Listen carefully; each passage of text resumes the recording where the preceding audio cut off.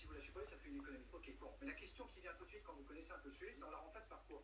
Parce que tout simplement, en fait, les personnes, il va bien falloir les soigner quand même. Vous n'allez pas laisser le doigt sur la rue. Donc, vous allez transférer une grande partie de cette économie en déficit des hôpitaux. Mais non, c'est faux. Le début de votre raisonnement n'est pas... Attendez, vous laissez terminer.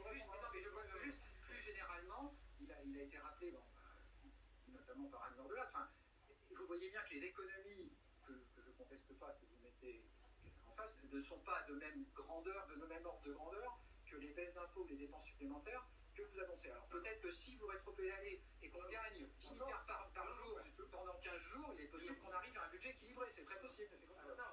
Pour le coup, la justice... Juste pour le dire vraiment très rapidement, d'un point de vue économique, le programme du RN n'est pas un programme. Il n'y a pas de programme en fait. Il n'y a pas de programme puisqu'en fait on a 2 mesures à peu près et pas de recettes en face. Donc ça n'est pas un programme. Vous avez en face des programmes qu'on comprend un petit peu mieux, mais là, j'ai même du mal à faire les additions en fait parce que je ne vois pas, je retrouve pas mes chiffres. Alors si je peux faire les additions, est-ce que c'est possible que je puisse répondre? D'abord, le début de votre raisonnement sur la Lune est complètement faux parce que vous partez du principe que toutes les personnes qui se font soigner dans le cas de la Lune ont besoin de soins. En général, oui, quand on est à l'hôpital et qu'on a non, monsieur, vous n'allez pas manifestement faire de c'est pour ça que ça n'est pas un programme, mais c'est un programme xénophobe. Ça n'est pas un programme économique, c'est un programme politique et xénophobe, mais ça n'est pas un programme économique. Non, mais ça vous gêne peut-être ce que je suis en train de dire, mais c'est la vérité. Vous savez très bien qu'il y a dans l'AME, et la Cour des comptes l'a dit aussi, voilà, encore une fois, mais si, eh bien, il y a une part non négligeable des personnes qui sont en situation irrégulière, clandestinité, etc., qui vont se faire soigner dans le cas de l'AME gratuitement, alors que bien sûr, elles ne sont pas en situation d'urgence. Il y a même des pathologies, par exemple. Alors, revenir au programme. Quelle pathologie? Vous avez toutes sortes de pathologies où les gens vont faire quel genre de choses. J'en ai entendu parler, alors voilà, mais je ne veux pas plus loin. Non, mais ne soyez pas comme ça, je vous dis les choses telles qu'elles sont. Alors ensuite, vous n'avez pas parlé par exemple de la contribution de la France à l'Union Européenne. Bon, et là il y a 2 milliards, 2 petits milliards. Donc on contribue à l'Union Européenne. Pourquoi caricaturer? Nous faisons partie. Parce que vous êtes une caricature. Le budget français, il faudrait à peu près une centaine de milliards par an. Là, on en est à 2 milliards, 2,80 millions. Vous êtes une caricature, pardon. Mais pas du tout. Mais notre contribution, nous n'avons pas de contribution nette à l'Union européenne. Nous n'avons pour réduire le déficit public nous ne donnons pas plus qu'on reçoit à l'Union européenne. Nous ne donnons pas plus qu'on reçoit à l'Union européenne, oui ou non? Oui. Nous donnons plus que nous recevons de l'Union européenne. Donc il y a un différentiel de 10 milliards. Monsieur. Il y a pas de 10 milliards. La France donne à l'Union européenne aucune recette. Laissez-moi terminer. Donc il est simplement question de réduire de 2 milliards. Il n'est pas question, donc on va continuer de donner 8 milliards à l'Union européenne. Alors qu'on reçoit M. Garot, non mais vous avez raison. L'Union européenne, c'est vrai qu'en ce moment, avec l'invasion de l'Ukraine par la Russie, avec la Chine, avec les États-Unis, l'Union européenne, ça ne sert à rien.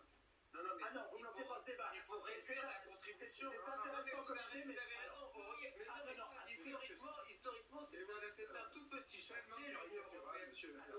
La première urgence, c'est bien sûr de réduire la place de l'Union européenne. Budget, s'il vous plaît. Je comprends très bien votre remarque, on reste sur les questions. N'en profitez pas, Jean-Paul Garot. Astrid Panossion-Bouvet. Un budget, c'est des dépenses, mais c'est aussi de la capacité à créer de la recette. Oui. Et moi, j'aimerais simplement mettre en miroir ce programme ou ce budget dont on voit effectivement comment il est fait de rafistolage. Et les annonces, il y a encore un mois, au sommet de l'attractivité économique de notre pays, vous aviez des investisseurs étrangers qui étaient prêts à mettre 15 milliards d'euros sur la table.